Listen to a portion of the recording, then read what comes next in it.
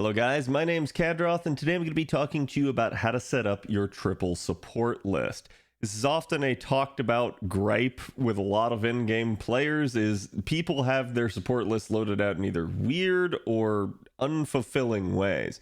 Now remember, the key to your support list is just to make it as usable and useful to people as possible. Doing so will net you a lot more FP in the long run. It's going to definitely get you a lot better quality of friends as well, because more people will want on a good custom tailored support list. But remember, there's a lot of pitfalls with this, and I see a lot of people kind of over time here doing some very weird stuff, so we're going to talk about that. For starters, again, there's two buttons right here behind me that we're going to start with, and that's the change CE placement and edit support. Again, these buttons, as you guys can see, will, in the first one here, allow you guys to basically flip your craft essences back and forth on whichever support you want. And then again, there's the edit support button, which is going to bring up a whole litany of different options for you to choose from. You can copy a support list from one to the other. Again, you now have up to 10 different options up here for what to do. So you can copy one of your loadouts to another one. You can disband it, which is basically just going to get rid of it.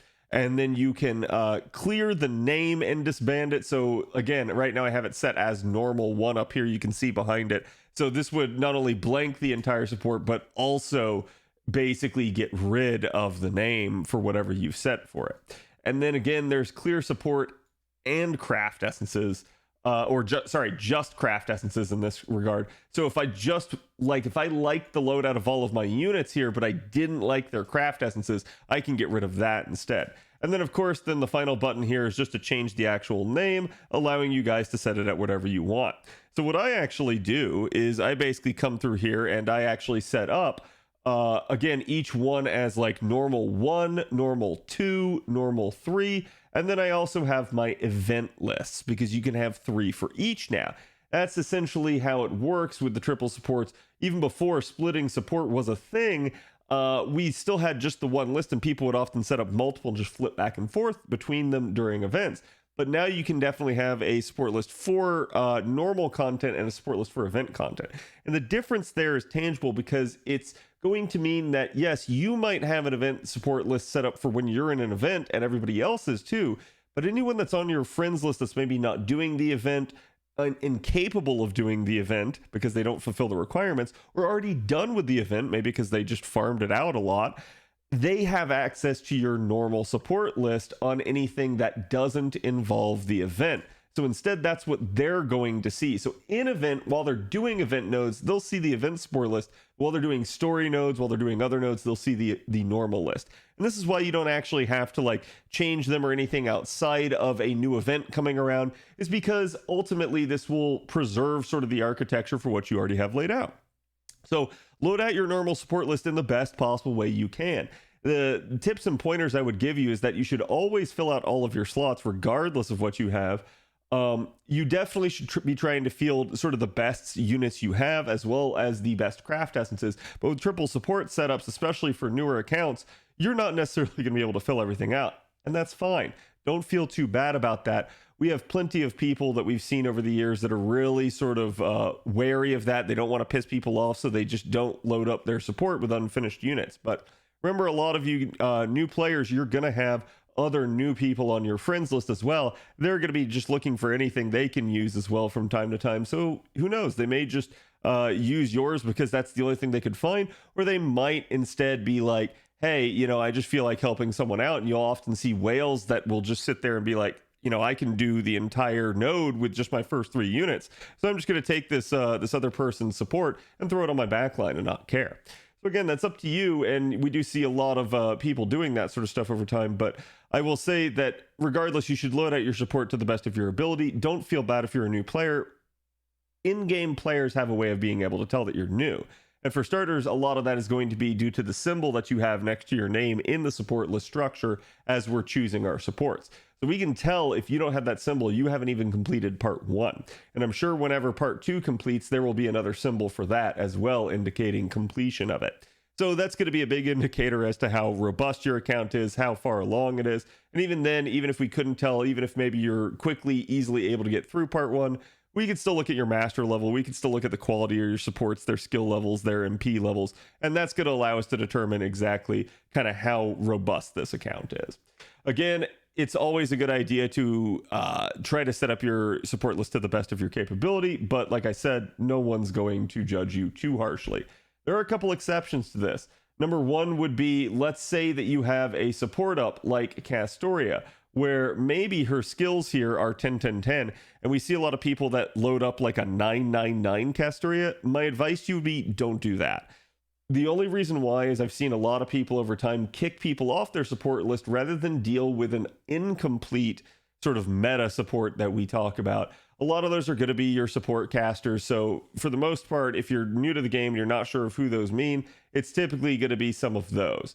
But again, the reason we say don't do that is because oftentimes someone might be counting on that unit to have max skills in order to be able to pull off a looper comp in one of their nodes. And if you don't have the skills max, that might actually cost them that. Technically, it's on them for picking the support without looking at it first, but a lot of people just kind of get set in their ways and just go and assume that everybody on their support list is good.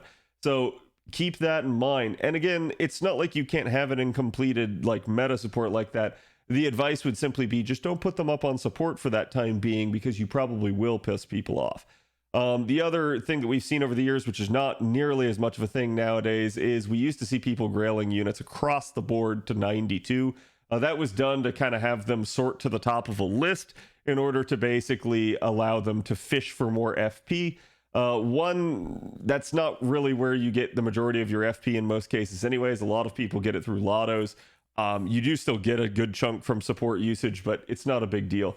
Two, now there's the capability of grailing, even beyond 100. So that sort of tactic just is not a thing. And the amount of investment you would have to do just to fish for that, people just say grail for love in most cases. So grailing to 92 is definitely a don't do, but most people don't do it anymore anyways.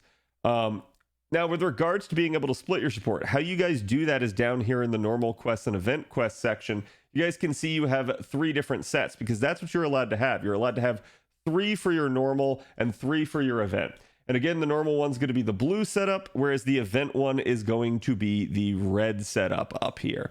So if you guys are playing on another server like JP or China or Taiwan or something like that, and you maybe can't quite read the language, that would be how you would tell. Is it, if it's red, it's going to be event. If it's blue, it's going to be normal. So again, you're going to come down here basically if you want to set it up, and then like for each one, so like take for instance normal 1 here. If I wanted to set this, I would go ahead and press the normal button down here for set 1. Now again, I can press it again and it will remove it and say that there's no assignment. And you'll notice as well that the icon over here gets removed and is no longer there. And then when you set it, it'll appear there. So you can have up to 3. And so you want to make sure that you load them out to the best of your ability. Now, there are a couple of rules regarding this as to what you can have up. You cannot have a duplicate servant up across 3 of the same set. So like if you're looking at your normal set here and I have Castoria here in set 1, I cannot have her in set 2 or set 3. That is just not allowable. What I can have up, though, in the meantime, is I can have different craft essences. So let's say I wanted Chaldea, I believe this is tea time right here. Yeah, so let's say I wanted Chaldea tea time to be on Castoria on this set, but then maybe Scotty on the second set. I can do that. I just can't have tea time up twice in the same set. So basically, I can't have it twice here. That won't work. But I can have tea time basically here, here, and here once each. So you can spread your craft essences along. And again, that does work in various ways for things like, say, again, event craft essences in particular. Now, this one's not a good event to show it in because I'm recording this in the middle of the Christmas Lotto. So almost all of my supports here are, again, going to be Lotto Cs, and I have a lot of them farmed out right now. But if I had, say, different craft essences, like, say, the 3-star CE, I would be able to basically load them up and then be able to, load up, like, let's say I had multiple of them. I could put multiple of them on my support here, but then also on the next event list as well. So essentially, however many you have, if you have, say, 2, you can definitely do it on one list and then 2 on the second list as well. So you don't have to worry about that. It's not specific to what type it is. It's instead specific to how many copies you have. So again, you guys can load up your supports pretty robustly in that regard. And I do like that because it allows sort of the duplication across sets for all of your craft essences, whereas it doesn't allow for it with your servants. Now, as for how servants are going to be sorted, again, it's going to, if all things are considered equal, it would sort it with, like, again, all 3 of your units. If you're sorting by login, you'll see this. So, like, you would see all 3 of my casters sorting to the top if I had just logged in and you were sorting by login.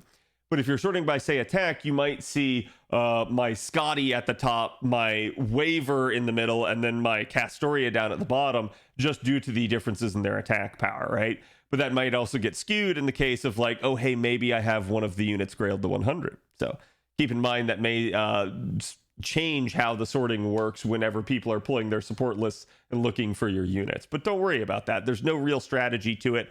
I've seen a lot of people talk about the push command and stuff that you can set in here, like basically setting up your favorite unit to be pushed. This has no effect on the actual support list overall. It just makes them appear sort of with that icon. And all that is it's an indicator of, like, hey, this is my favorite unit. This is the unit I think you should use. It doesn't actually push it up on the list in any way, shape, or form. So it is a big misnomer that I've seen people float around for years. But no, all this is an indicator of, like, hey, use this unit because I highly recommend it. So again, that is how to set up your triple support list. If you have any questions, feel free to ask below, but it's a pretty easy, intuitive system. And like I said, don't worry if you're a new player. Don't worry if you can't field the best support list. You'll get there and people won't judge you too harshly for it. So have a good one. I'll see you guys for the next one. Merry Christmas and have a Happy New Year.